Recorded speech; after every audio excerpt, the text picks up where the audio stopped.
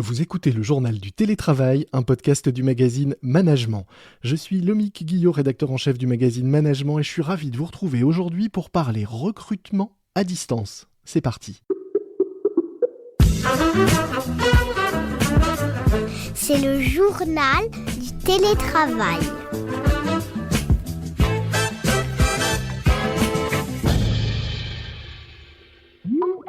Aujourd'hui, dans le journal du télétravail de Management, j'accueille Arnaud Cartier, directeur général de HR Consultancy Partners. C'est un cabinet de conseil du groupe Randstad, spécialiste de l'intérim. Bonjour Arnaud. Bonjour. Pour faire face à la situation sanitaire, le groupe Randstad a imaginé un parcours de recrutement des collaborateurs directement en télétravail. Mais avant de parler de ce parcours, rassurez-nous, il y a bien encore des entreprises qui recrutent malgré la crise. Il y a beaucoup d'entreprises qui recrutent. Il y a beaucoup d'entreprises qui ont besoin de profils qu'elles ne trouvent pas. On est dans une période assez particulière où il y a eu un petit ralentissement de certaines activités de recrutement, mais pour tout ce qui est, par exemple, recrutement des cadres, il y a toujours autant de besoins. Donc, les besoins qui existaient sont toujours là. Et après, certaines industries, effectivement, je ne sais pas si on pense à l'aéronautique, recrutent beaucoup moins en ce moment, c'est moins qu'on puisse dire. Alors, quels sont les secteurs qui sont à la recherche de candidats en ce moment ? Il y a les secteurs traditionnels toujours en recherche, et notamment tout ce qui va être lié à des besoins de profils technologiques, comme les profils informatiques ou les profils dans l'industrie, par exemple la maintenance. Donc les sociétés de tech, les sociétés industrielles recrutent, mais aussi certains secteurs qui, en ce moment, sont en plein boom. Par exemple, la pharma, évidemment, l'agroalimentaire, la logistique. Alors comment on fait quand on est en ce moment à la recherche d'un emploi pour espérer en décrocher un à distance ? La question est bien posée, c'est qu'il faut espérer en décrocher un. Et après, il y a la particularité d'être à distance. Donc, on fait tout ce qu'on faisait avant. Bon, au lieu d'aller prendre des cafés avec des gens qui peuvent vous aider dans votre réseau, on passe des coups de fil.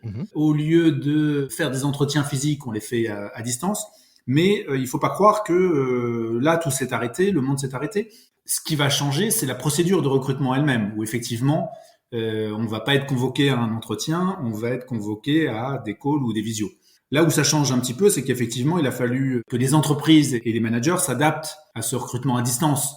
Donc, tout ce qui est ressenti, tout ce qui est non-verbal, c'est moins évident à faire passer dans un entretien à distance, même en visio, que dans un entretien classique où on passe une heure avec quelqu'un et on peut avoir plus de renseignements sur des choses qui sont davantage du domaine du ressenti que de la technique professionnelle proprement dite. Est-ce que vous pouvez nous parler un peu plus en détail maintenant du parcours que vous avez imaginé et de ces outils que vous mettez en œuvre pour faciliter cette prise de contact et ce parcours de recrutement à distance ? C'est vraiment un besoin de nos clients auquel on a répondu pour dire OK, mais concrètement, là, très rapidement, comment on fait pour recruter à distance ? Et donc, nous, on a mis ça en place chez Randstad pour deux choses. La première, c'est continuer notre activité de recrutement et faciliter ces recrutements pour nos clients. Et puis aussi pour viser finalement la possibilité d'avoir des recrutements pour des postes en télétravail.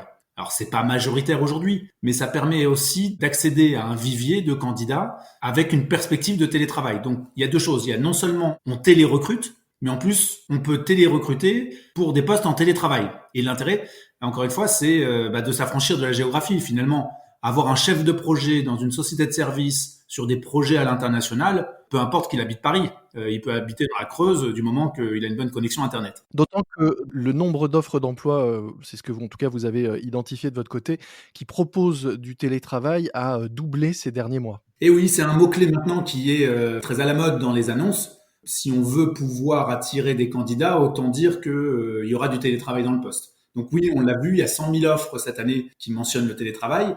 Et comme par hasard, c'est 2 fois plus que l'année dernière, mais on comprend bien pourquoi. Alors donc on comprend bien qu'il y a 2 sujets. Le premier, c'est le parcours de recrutement à distance et le C'est ça. deuxième, c'est les compétences particulières nécessaires au télétravail. Sur la première partie, le recrutement à distance, c'est quand même quelque chose que vous aviez démarré avant la crise sanitaire. C'est quelque chose qui s'est accéléré évidemment avec la situation que l'on connaît, mais le secteur de la recherche d'emploi est depuis longtemps digitalisé. J'imagine que vous aviez déjà des outils à votre disposition et que vous avez accéléré le développement de certains outils et rendu totalement virtuel le parcours de recrutement, c'est ça ? C'est ça, on avait les outils et là on les a amalgamés pour en faire vraiment une offre de recrutement digital. Ça passe par 4 choses qui sont chacune digitales. Un pré-recrutement par un chatbot. Donc c'est le chatbot qui va poser les questions, qui va orienter et même qui va faire passer des tests techniques pour un certain nombre de métiers, ce Mmh. qui permet déjà de valider l'adéquation du candidat avec le poste, avec des questions aussi bêtes que la disponibilité, les diplômes prérequis quand c'est sur des postes sur lesquels la question se pose, la géographie quand on n'est pas sur du télétravail. Donc tout ça, c'est le chatbot qui permet de préqualifier le candidat. Mmh. Ensuite, en ligne, on a une plateforme de test métier avec 193 tests, donc c'est important. Ça permet pour les candidats qui ont passé la première phase d'évaluer toujours en ligne et de manière automatisée leurs compétences métiers. Mmh. Ça peut être, par exemple, un niveau de langues étrangères ou un niveau de maîtrise des outils bureautiques. Donc ça, c'est la deuxième étape et c'est digital. Ensuite, une plateforme spécifique qu'on a chez Randstad pour tester la capacité à télétravailler pour des postes sur lesquels la question du télétravail se pose. Mmh. Et en fait, là, l'idée, c'est de tester sous forme de test un petit peu psychométrique comment la personne va être à l'aise pour communiquer dans un environnement à distance. Est-ce que la personne va être autonome? Comment est-ce qu'on gère son stress? On pourrait y revenir, mais la gestion du stress est un gros enjeu dans le télétravail, etc., etc. Donc, c'est plutôt sur les soft skills liés au télétravail. Et puis après, dernière étape, un entretien à distance via une plateforme vidéo. Et ça, c'est plus classique, mais effectivement, une plateforme que vous avez un outil que vous avez vous-même, développé. Comment il fonctionne? Si j'ai bien compris, c'est un outil, ce qu'on appelle asynchrone. C'est pas forcément de la visio en direct, mais il y a la possibilité de s'enregistrer pour ceux qui seraient peut-être moins à l'aise, avoir, des questions, déjà posées à l'avance et la possibilité de préparer ses réponses, c'est ça? C'est ça. Ça a le double avantage, effectivement, de permettre aux candidats, par exemple, de s'entraîner et de pratiquer. Mmh. On est chez soi, on est tranquille, on a du temps, on appuie sur le bouton record, on fait sa réponse, et puis si on n'en est pas content, on peut le refaire.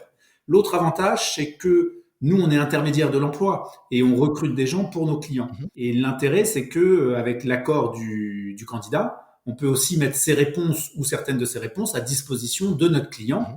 qui non seulement aura nos avis, aura nos restitutions en tant que consultant en recrutement, mais aura aussi accès à la vidéo du candidat où le candidat se présente lui-même ou répond à un certain nombre de questions. Pour revenir à votre, test donc sur le télétravail, vous le disiez, vous avez développé un test spécifique, qui permet, de savoir si les candidats possèdent les qualités nécessaires pour bien télétravailler. Elles sont au nombre de 5 ces qualités. Vous avez commencé à les lister: l'autonomie, le sens de la communication, la gestion du stress, l'agilité, l'esprit d'équipe. Comment est-ce que vous avez déterminé ces soft skills et comment vous les mesurez? On l'a vu avec le travail à distance. Et puis je fais un petit aparté, on préfère appeler ça travail à distance, ce qu'on a vécu sur l'année 2020, que télétravail. Parce que le télétravail, c'est quelque chose de réfléchi, d'organisé. Ça n'a pas toujours été le cas là pour le travail à distance. Mais on l'a bien vu, là où ça a pêché, ou au contraire là où ça a réussi, c'est pas forcément sur des sujets techniques. Mmh. Et ça nous change du recrutement habituel. C'est que le recrutement habituel, ou même la pratique managériale habituelle, c'est quand même de valoriser des compétences métiers, des compétences techniques. La question du télétravail, c'est les soft skills. On a aujourd'hui un moyen de les mesurer tout simplement par rapport à un benchmark. Et en fait, il n'y a ni bon ni mauvaise réponse. C'est plutôt comment la personne va préférer se comporter en situation de stress, par exemple. Est-ce qu'elle va avoir plutôt une communication comme système de ressources pour faire face à la difficulté, ou au contraire, la communication, par exemple, va être impactée par une volonté de repli sur soi, parce que en situation de stress, certaines personnes vont préférer se replier sur elles plutôt que d'aller communiquer avec les autres. Donc, ça se base sur ces outils psychométriques-là. À partir de là, on a un certain nombre de tests qui établissent où se situe la personne en termes de préférence par rapport à un benchmark. Est-ce qu'il y a une compétence ou une qualité qui est, particulièrement importante en télétravail? On a bien compris, vous insistez sur cette, gestion du stress, mais est-ce que c'est elle qui est vraiment, essentielle aujourd'hui? Est-ce que c'est un ensemble? Comment vous voyez ça, vous, de votre point de vue? J'utiliserai un terme qui reprend un peu tout ça, c'est l'ambiguïté. C'est la capacité à faire face à des situations ambiguës. On est collaborateur dans un environnement de travail en présentiel. On a des repères physiques, on a des repères temporels, on entend les autres, on voit ce qu'ils font, on a son manager plus ou moins sous la main. Le télétravail, tout ça explose. On est dans un monde beaucoup plus ambigu. On voit les problèmes que ça pose sur le temps de travail, par exemple. Quand est-ce que commence, quand est-ce que finit la journée? Les informations qu'on n'a pas forcément ou qu'il faut aller demander. Donc, laquelle est la plus importante parmi ces soft skills? Je pense que le terme d'autonomie est le plus important. C'est-à-dire que si la personne est autonome, ça veut dire qu'elle saura gérer les autres. Elle saura communiquer, elle saura gérer son stress. Donc, on va chercher à savoir, parmi les candidats qu'on rencontre, Est-ce qu'ils ont déjà eu des situations où ils ont pu faire preuve ou pas d'autonomie? Et ça fait le lien avec, effectivement la question, du management, que j'allais vous poser.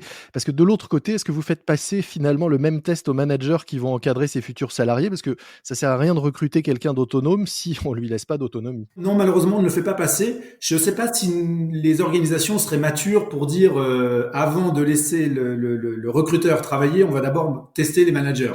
En revanche, et nous, en tant que cabinet de conseil RH, on est très très porteur de ce message et les entreprises l'entendent, de nécessité de s'assurer que les managers disposent des compétences requises pour manager des gens en télétravail et si c'est pas le cas, de les former. Ça accélère l'évolution du manager qui était le meilleur technicien vers le manager qui a des réelles capacités de management. En présentiel, le meilleur technicien, pas forcément très bon manager, pouvait s'en sortir. En distanciel, c'est encore beaucoup plus difficile. Donc, on va chercher des qualités de management plutôt que des qualités techniques pour encadrer.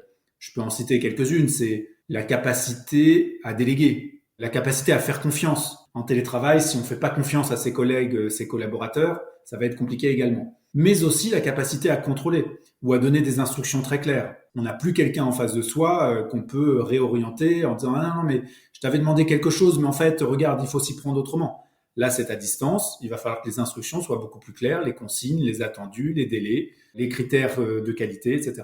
C'est toutes les qualités qu'on attend d'un manager qui, là, sont exacerbées. Et qui peuvent permettre l'autonomie du collaborateur en face. C'est ça. Merci beaucoup, Arnaud Cartier. Je rappelle que vous êtes directeur général de HR Consultancy Partners, un cabinet de conseil du groupe Randstad, spécialiste de l'intérim et du recrutement de façon plus générale, et que vous nous parliez donc de cette offre que vous avez développée sur à la fois un parcours de recrutement à distance et des tests spécifiques de soft skills pour de futurs télétravailleurs. Nous mettrons dans les notes de cet épisode un lien vers la présentation de cette offre. Merci à vous. C'est moi qui vous remercie.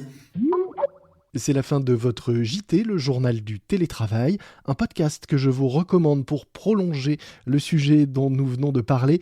Il s'agit de Trouveurs d'emploi. C'est un tout nouveau podcast du magazine Management animé par Christelle Defoucault, ancienne recruteuse et spécialiste de la recherche d'emploi, qui répond à toutes vos questions pratiques sur la recherche d'emploi.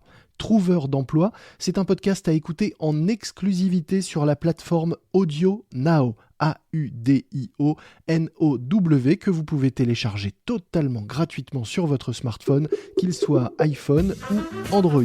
Trouveurs d'emploi, un podcast du magazine Management.